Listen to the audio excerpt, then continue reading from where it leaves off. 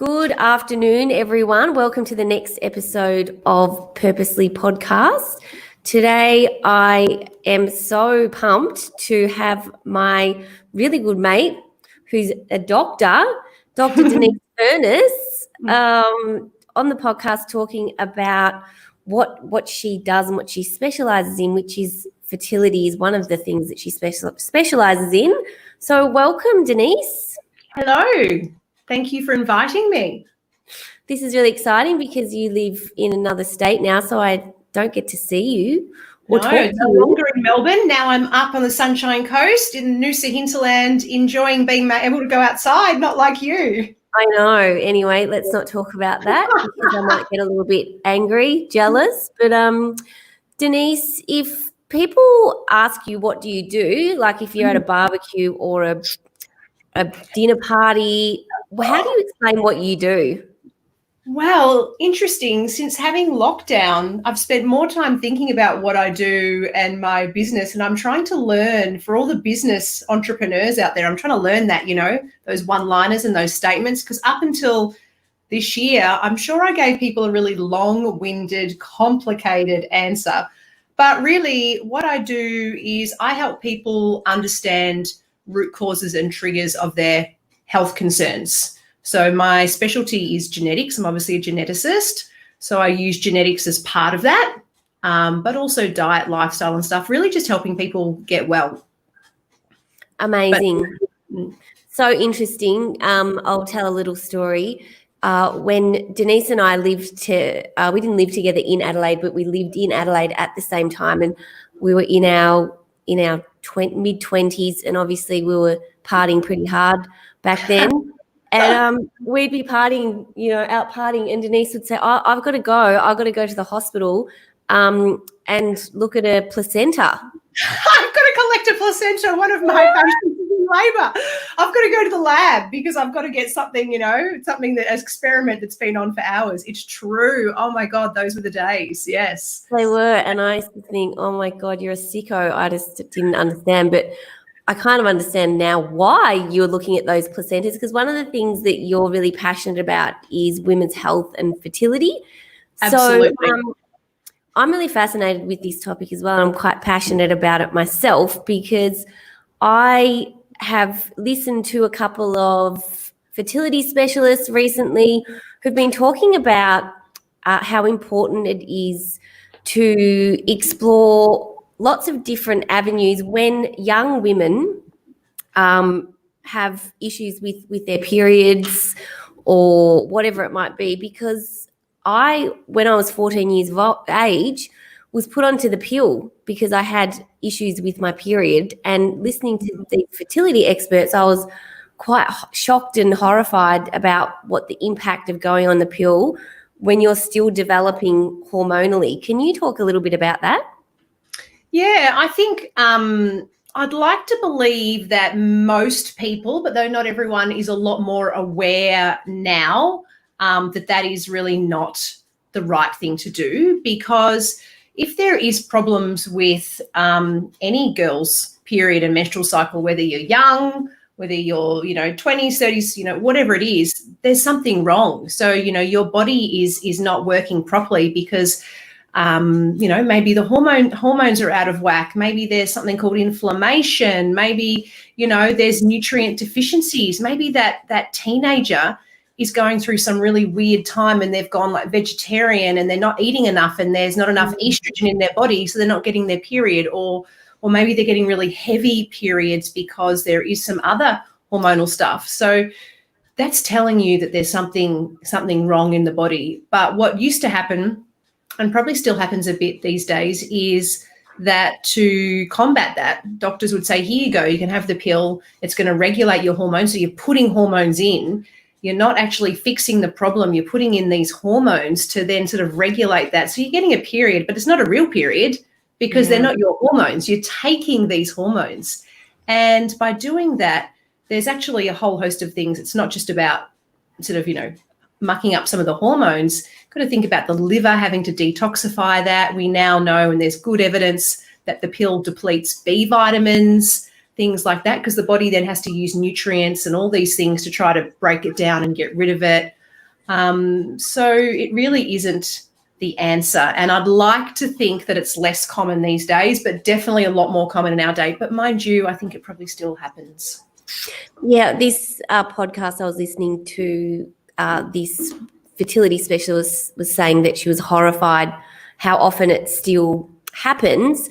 And one of the things that's really interesting is there is that just how little women know about their own menstrual cycle and when they're fertile. And I know that there's lots of apps now, but I think a lot of women are quite embarrassed that we don't know how to regulate our own menstrual cycle and how to work out when we're fertile and when we're not fertile. And we only learn that when we want to have a baby. And I know.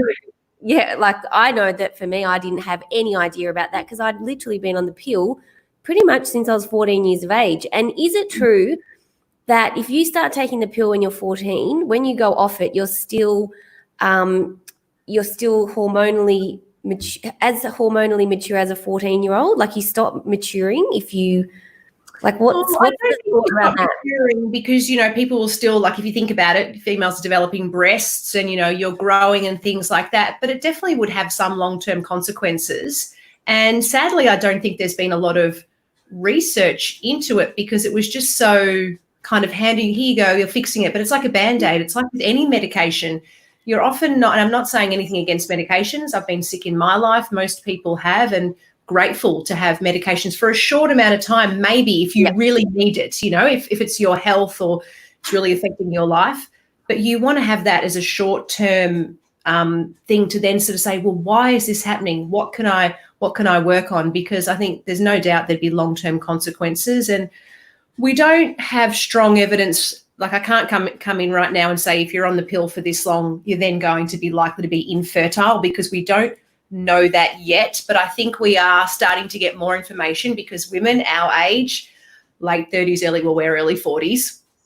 But, late 30s, early 40s, so many of us are leaving pregnancy till later. I did. Estelle's only 3, 41, about to turn 42.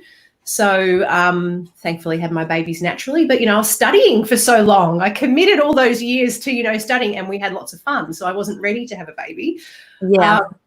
But, it does seem that a lot of people that have been on the pill, this could be one of the reasons we're seeing so much of an increase in infertility. I can't say for sure, but it's likely. It's very, very likely. Yeah.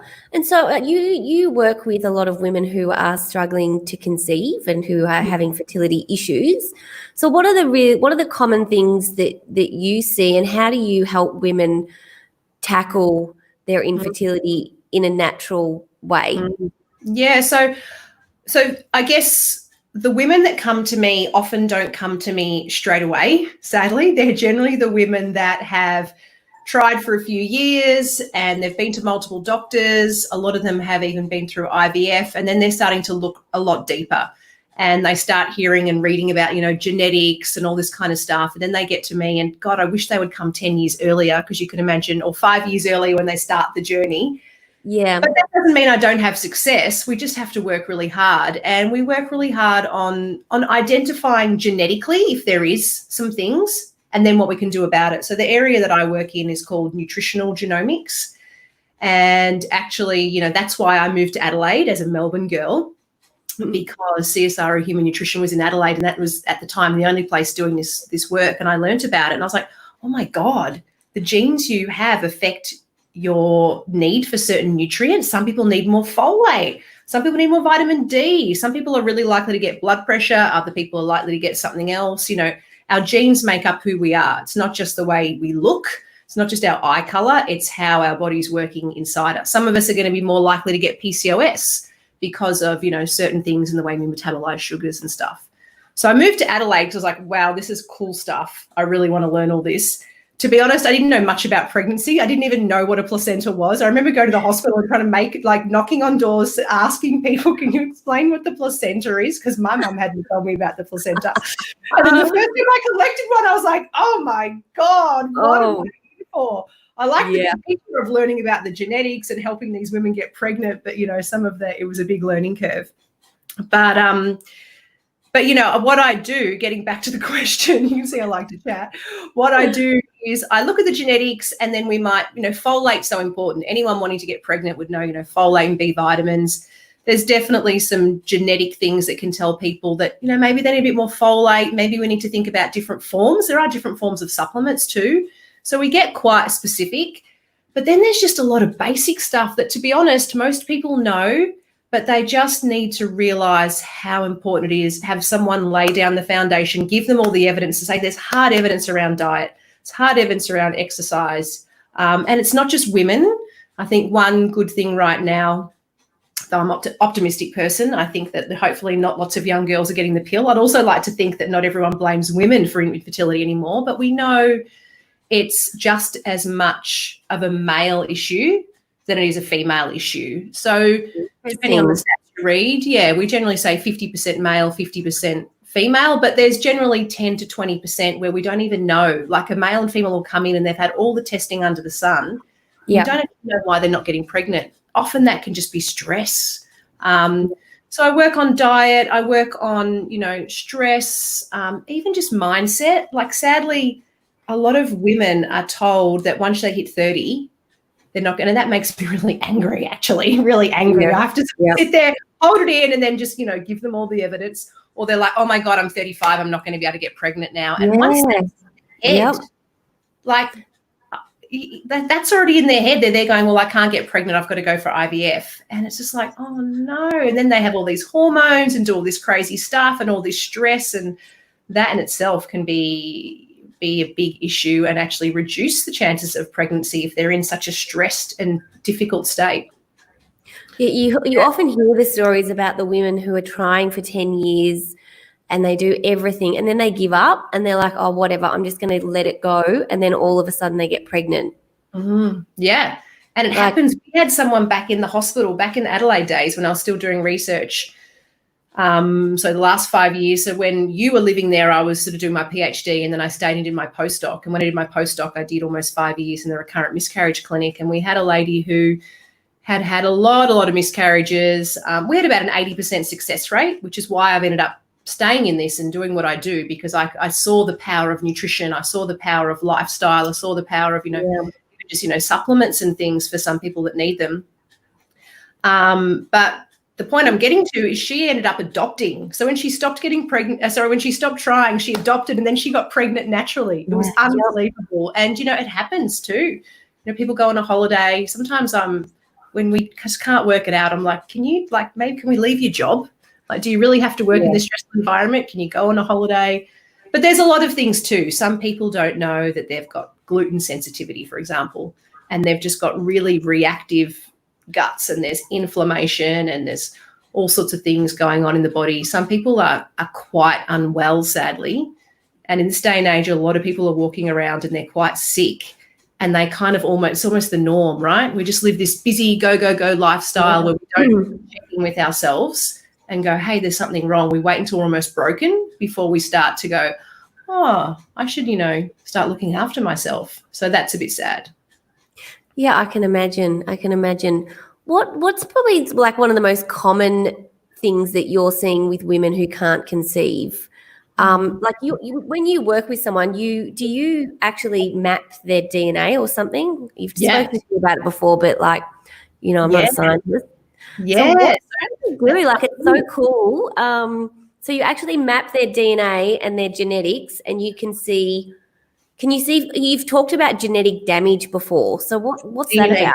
Yeah. So you can tell you know me, because that really, from a research perspective, that was the biggest indicator that a woman was going to have some kind of pregnancy complication. So you can actually measure the levels of DNA damage, which is a predictor for all sorts of things, cancer and stuff like that. But right now, because I don't have a lab anymore, so now I see patients online. I've got like a virtual clinic. I outsource all my testing. So when I had my own lab, we did all sorts of cool stuff. But now I'm reliant on more commercial testing and I'm not in a research sense anymore. So getting the DNA damage is something that's being evolved, but it's not ready yet. But I definitely do the genetic testing and I look through lots and lots and lots of genes. So the inherited DNA from mum and dad.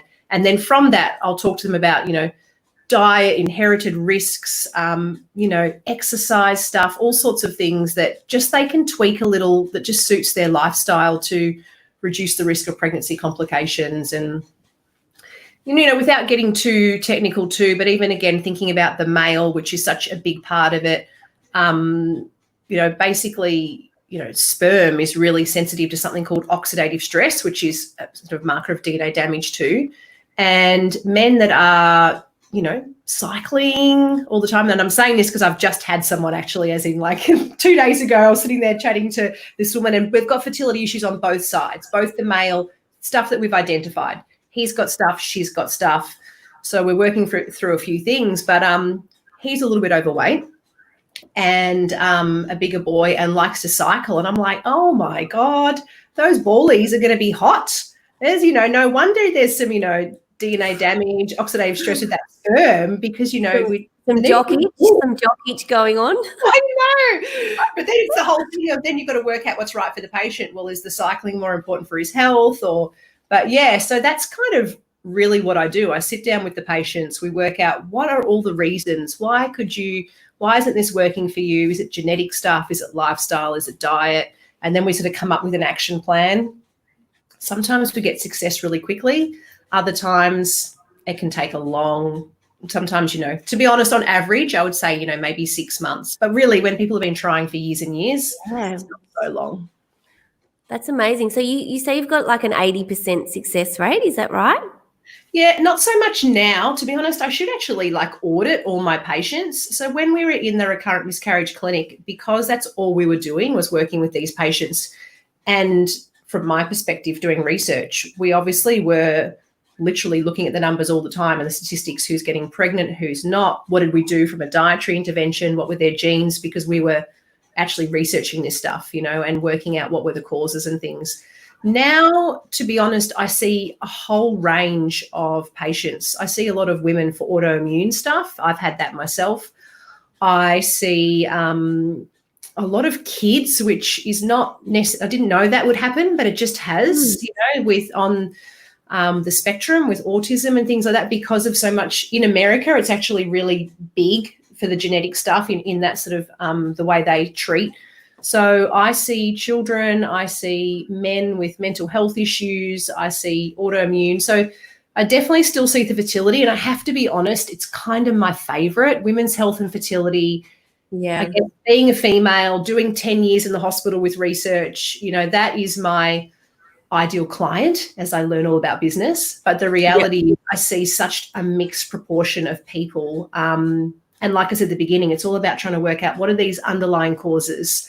What are, it's not about sort of giving them something just to mask the symptoms. Let's work out what's wrong in the body, and then we kind of work backwards from there. But I should do an audit. I have a good enough success rate that I'm very, very busy, and it still fuels me. You know what I mean? Like, it's enough to keep me going, because I have to say this is not the easiest thing in the world, but I have enough success. I cry often with my patient success. I have enough success that I have wins. We cry. People are having babies. People are getting well that thought that they were going to be sick forever. But I couldn't give you the stats, but it's good. It'll keep me going, because I have to say I'm a bit exhausted right now, trying to manage all my time, trying to manage it all. But it's a good space to be in. I need to bring on some people. If there's any young people listening that are working in the health and wellness space, naturopaths, nutritionists, don't know about genetics, come and join me. Amazing. I love it. So there we go. All the millennial entrepreneurs out there. Yeah. Dr. Denise needs you. Yeah, I do. I need help. Just come and run all that social media stuff that I don't know about, That's it. Look, one thing I've learned in business is outsource. Like your time is worth a lot of money, and you need to be focused on what you're best at, which is, solving all of these health issues for people, not doing all of the other behind the scenes stuff. But anyway, we digress. Yes. So one of the other things that I'm really interested in, and we've spoken about this before, is the link between diet and behavioural issues in kids. So what's your experience working with kids who have autism or ADHD or Asperger's and things like this? How do you see there is a direct link between what these I'm kids are listening to putting in you their and body. I'm getting goosebumps. Like, you know how it is. It's like, I just want to like, oh my God, I cannot like, I am the most emotional person in the world, by the way, everyone's listening, but like I could almost have a tear now. Like I'm getting goosebumps listening to you, because if there is one thing I can say, particularly if, you know, anyone there that does have some children with any of these issues and not aware of diet makes such a big impact. And I don't, you know, get any money for saying that. There's no endorsements from food companies or whatever, but honestly, I've seen it with my own eyes. Just the power of nutrition. I can't express that enough.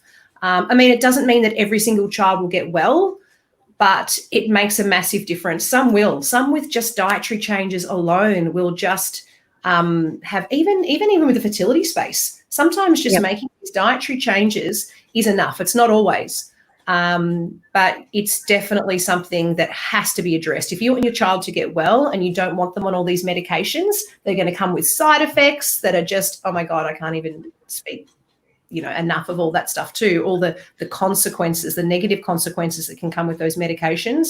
If you can trial something like diet that isn't going to have all those consequences, I mean, why wouldn't you do it? The issue is it's hard though, right? I've got children.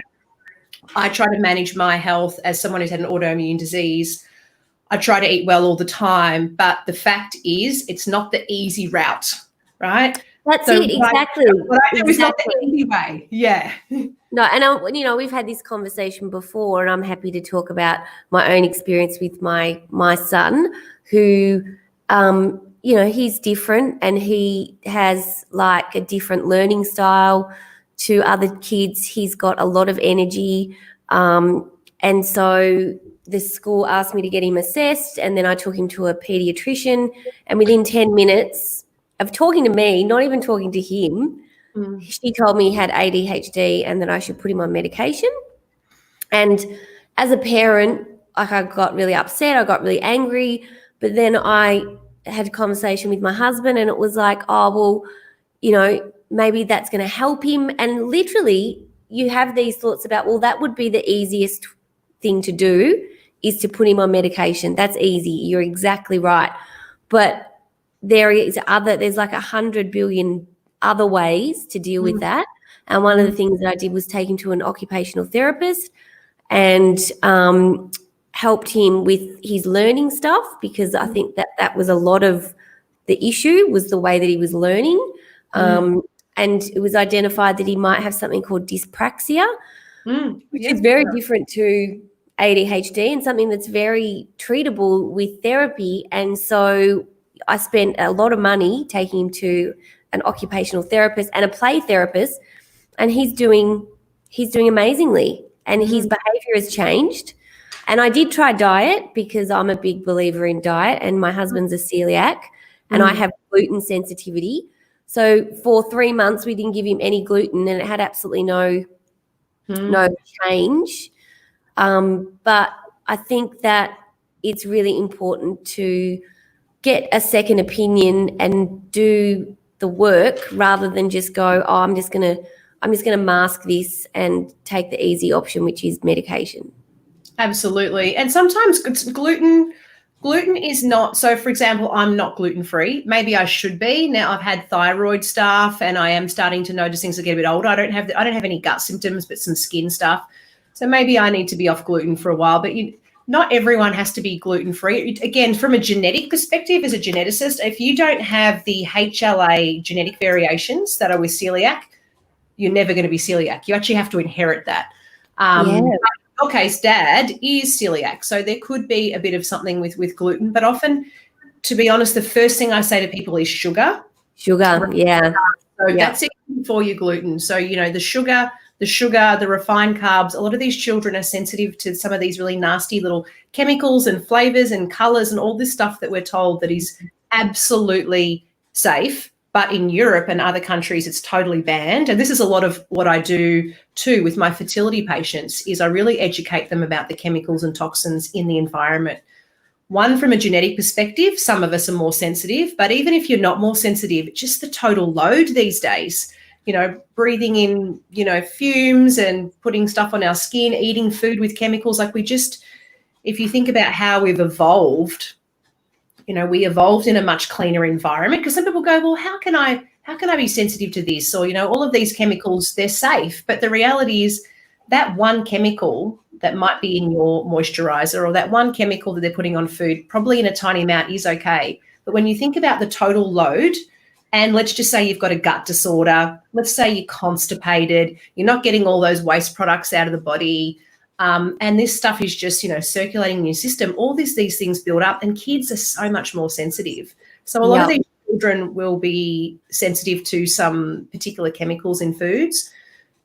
Sugar, gluten, what's dairy. The worst offenders that, like, food wise, like what's the shit that we should not be giving our kids? If you could give people some tips. Crazy colours. Like if you see some really artificial, glue snake that's those big snakes. And of course my children want them all the time.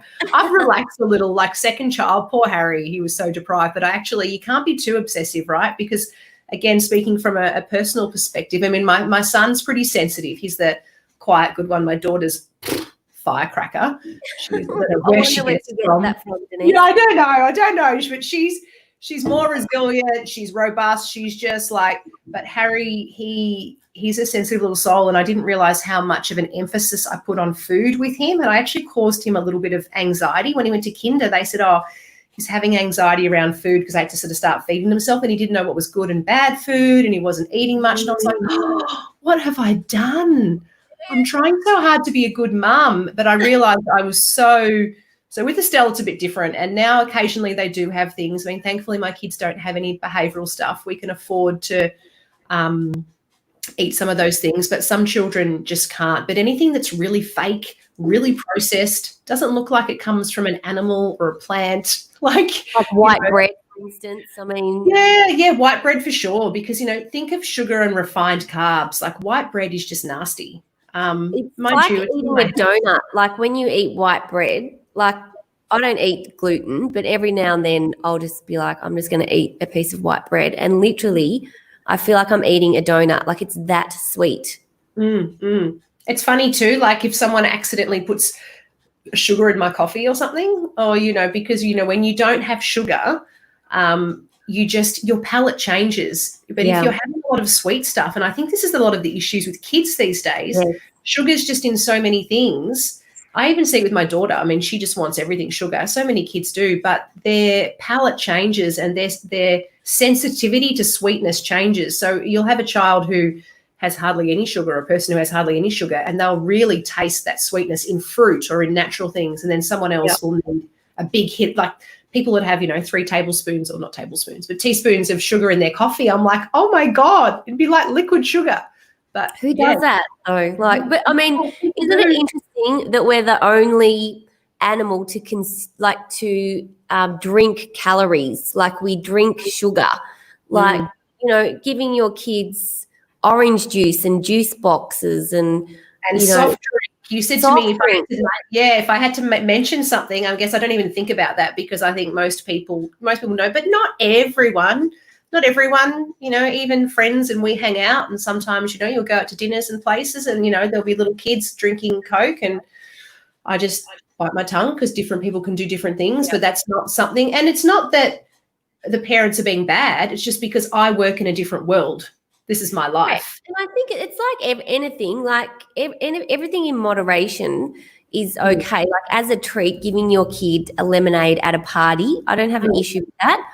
But when you see how big the soft drink aisle is, like they give space in a supermarket based on volume. So if you look, there is a whole fucking aisle in the supermarket for... Just hang around on the edges. Don't go in the middle. Hang around on the edges. Just hang around where the fruit and, the fruit and veg are, and then go down to the other end if you need some frozen stuff, because it's hard to get organic berries. So I always get my frozen organic berries. Organic berries, people, all my fertility patients and things.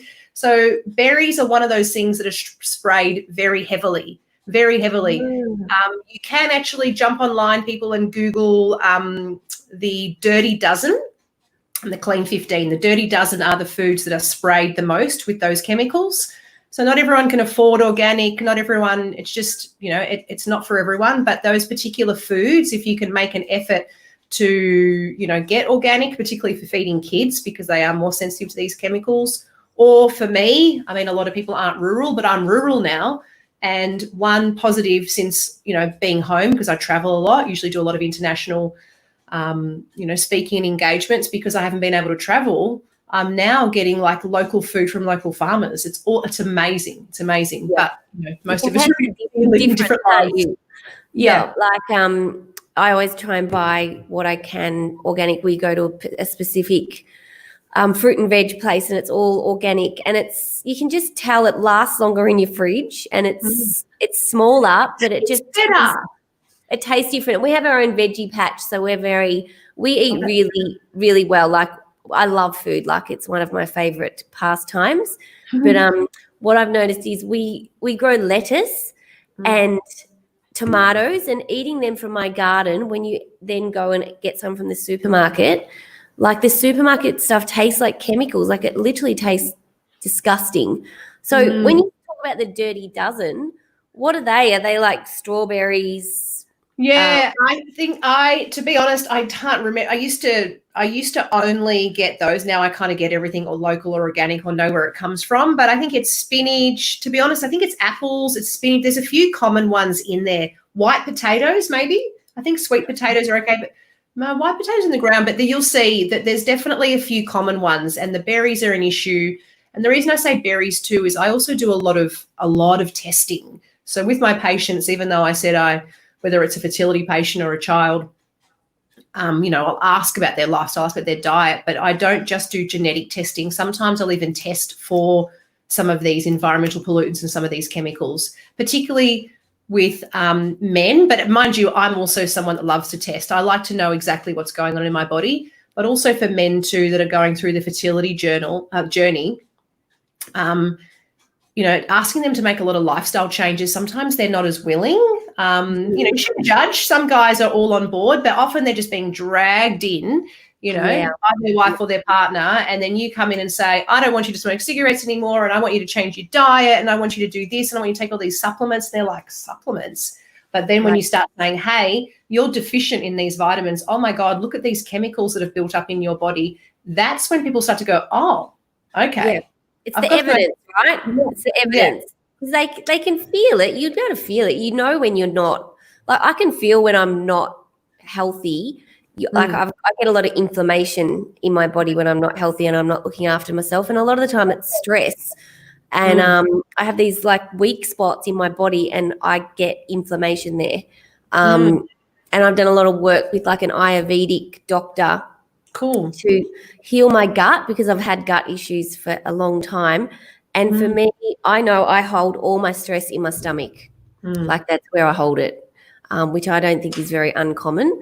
But very common. I'm here. I get neck pain and shoulder. So it's interesting how people. So I get like this kind of shooting pain. So different. So, but I don't have gut symptoms, even though I've had an autoimmune disease. Everyone says you have gut symptoms. I did when I was really sick, but that's when I was well and beyond.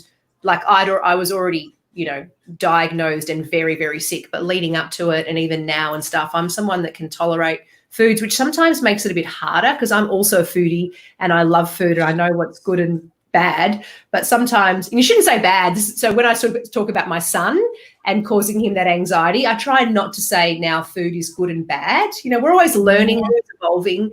I try to just educate people about eating well most of the time. And like you said, sometimes having these things, and with my daughter, I'm definitely more relaxed than what I was with Harry, because I don't want her to have issues with food, particularly females. We already have enough things that happen in those teenage years and starting to just be so body conscious and body aware. And, there's all that to deal with, boys and girls, not just girls. But, so I'm trying not to say good and bad foods these days. Yes, it's so hard, isn't it? Like, being a parent, it's like so many things that we have to remember. It's like, I don't want to psychologically damage you. I'm just trying to make you healthy. We're all doing the best we can. We might finish up with you. I'd love to hear your most favorite story. And you don't have to get into the detail because that would be a breach of confidentiality. But your most favorite client that you worked with, where you had the most amazing result, something that like you just got like so much joy from.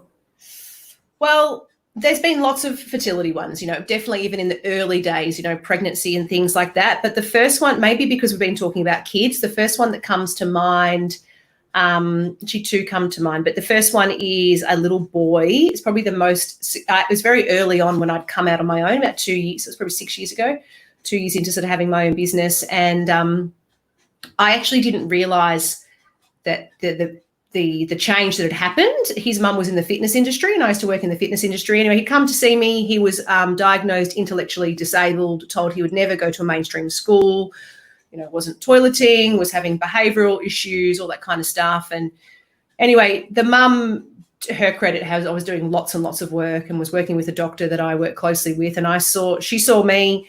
I went through the genetics, made a few changes, and I said, you need to do this, this, and this, and there's all these problems in this area, something called methylation, and I want you to do these things and see how you go. Anyway. What's methylation? Can you explain that? Methylation is really a way of describing, it's involved with folate and B vitamin metabolism. So you make methyl groups with the folate and the Bs, but methylation itself is a process, just like inflammation, that happens in the body, and it helps with levels of neurotransmitters, which affect mood and learning and behavior. It also helps metabolize hormones like estrogen. It helps make energy, lots and lots of things in the body. So it's really important. And so you could identify that this child had an issue with that process. And so what did you recommend that she did? So actually the biggest thing was, at that point, I do things a bit different now, but at that point I almost sort of gave, depending on the patient, sometimes I still do, but I gave like a 3-month plan, because being a very sensitive child too, with foods and supplements and things, it was all sort of low and slow. So there was a few slight changes to diet, but I guess the big game changer was, and I just want to say that this doesn't mean that every child should have these things, because a lot of people tend to go and self-prescribe after you say it. But in this case, based on his genetics and what he needed, was methyl B12. And it was probably my first success, aside from fertility anyway. He went home, he had the methyl B12 and picked up a pen and was trying to write, started trying to speak. So, and then there was other things I had in the protocol. Mum started making all these changes, and I didn't realize what had happened, because she'd come and see me, and it was very, very detailed consult, and, the doctor was involved, but the doctor that I work with did her follow-up. And I was at a fitness conference. She worked in the fitness industry, and she got up and she pointed me out, and she was like, that person there, and basically said the story. And she's like, and now my son's at a mainstream school, and da-da-da. And I just was like, bawling my eyes out, going, how do I not know this? And so that one will always come to mind. I think it was one of those first ones when I was out in my business by myself, and it was just, it's life-changing. So he'd be over 10 now the last time. So we actually did a case study together. The mum came and spoke about 2 years ago at a conference, and we talked about everything that we did. And the interesting thing is the little boy doesn't even know that he had that diagnosis, and other parents at the school don't even know. So it's still not perfect. They have to continually work on diet, and he has some occasional behavioural stuff. But to go from intellectually disabled and not even be functioning to now being at a mainstream school and actually having a relatively good life. And one other one I want to mention. So, my mum passed last year of dementia. So that's a new area that I'm really moving into, that we can do a lot with cognitive decline. This was a recent one where last year I was working with a lady with Alzheimer's. Her daughter brought her in, and, we haven't cured her, but she was having seizures, continual seizures. Wow. And based on the genetics and a few things, I recommended some stuff, and the seizures went away. So that was another moment. And just she's trying to knit. She's interacting with her grandkids. She's still got Alzheimer's, but her quality of life is just so much better. And that's the stuff that, keeps me going, helping people have babies, healthy babies, keeping people well and enjoying their lives. So, so many stories I could tell, but they're the ones for now. I know. I wanted to end on that good note. So amazing. I mean, it's so awesome to hear that what you're doing, it's not alternative medicine, but it's about treating, from what I'm hearing, it's about treating the problem, not masking the symptoms, which I think a lot of the old school medicine used to do. And I mean, that obviously has a place, and medication has a place, but I think that there is a lot to be said about medicine and science that's looking at, well, what is the root cause of this and how can we deal with that, rather than writing people off or just giving people drugs or medicine that's going to help them live a better life, but not actually deal with what the issue is. And I think, the message is that a lot of the issue starts with nutrition and health and what we're doing with our bodies. So some great learnings there. So take care of yourself, everyone, because you will benefit. You will live a long, healthy, wonderful life, hopefully. Amazing. Thank you so much for generously giving us your time. This has been a fascinating conversation. I could talk to you all day, and you are my friend, so I'm a bit biased, but I'm sure that everybody enjoyed our little conversation. But if people want to learn more about you, or if they've got someone who's got an issue that they'd like support with, where can they find you? Yeah, so basically I do have a website, which is my business name at this point, Your Genes and Nutrition. So that's the name of my business, but I am getting a new website currently being made, which will just be my name, because everyone kind of searches for me as Dr. Denise Furness. But also I mentioned social media at the start. I'm trying to be a bit more active on social media. I have a business page. And for those of you who actually have some questions about or want to learn more, like you have your own health issues, struggling with fertility, I also have a Facebook group that this is going live into. Hello, people. So I do have a Facebook group, and that's made up of my patients, some friends who are interested in health, some other practitioners too. And yeah, you are welcome to join that group, learn from everyone, ask questions, and yeah, I'd love to hear from you. Thank you so much, Denise. You're doing amazing work, and really, really grateful to have you on the show. And maybe we'll get you back to talk about another topic at some other point, maybe about COVID-19. It's a pretty hot topic right now. But anyway, I probably shouldn't talk about that because you know that I used to work in virology. I worked at CSIRO Health Labs. I did this stuff before I did that, so we can chat. There we go. Maybe we'll do another one about COVID-19 and what your thoughts are around what people should be doing in that regard, because in Melbourne we're now mandated to wear masks, which I don't really understand, but anyway, we probably won't go there because that could be another half an hour, could be another half an hour, and I'm sure that you're very busy. But thank you so much, and thanks everyone for listening, and we will share Dr. Denise's handle so that you can find her and join her group. I'm a member, and it's really interesting, some really great free resources and information. Thank you. Thank you. Thanks for watching and listening.